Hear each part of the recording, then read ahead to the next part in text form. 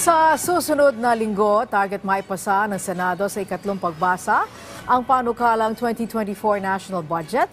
Samantala, natapos na barangay at SK elections, natalakay naman sa pagsalang ng COMELEC sa deliberasyon ng Senado. Si Daniel Manalastas sa Sentro ng Balita Live. Sa Angelique, pinagpatuloy nga ng Senado ang deliberasyon para sa panukalang 2024 national budget. At ilan sa sumalang kaninang umaga ay ang panukalang budget ng Commission on Elections o COMELEC. Inaasinta ng mga senador na lumusot na sa second at third reading sa susunod na linggo ang panukalang 2024 national budget. Sabi ni Senate Committee on Finance Chairperson Sani Angara, target nilang maisumite na sa Pangulo ang panukalang budget sa first o second week naman ng Disyembre.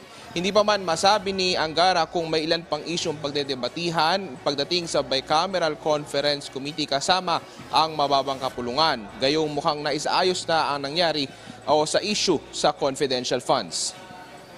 Well, mahirap pag-anticipate, di ba? Usually every year may mga issues din. Hindi namin alam na issue sa kanila. Hindi naman issue sa amin, pero issue sa kanila. Di ba? May ganun eh.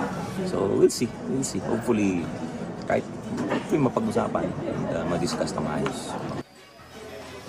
Samantala, Angelique, natanong naman kanina sa budget deliberations kay Senator Amy Marcos na budget sponsor ng COMELEC kung kamusta ang nangyaring assessment sa barangay at sangguniang kabataan elections. The sense of the COMELEC, and they've released media statements to the same, was that it was generally peaceful, a statement that was perhaps criticized in certain sectors.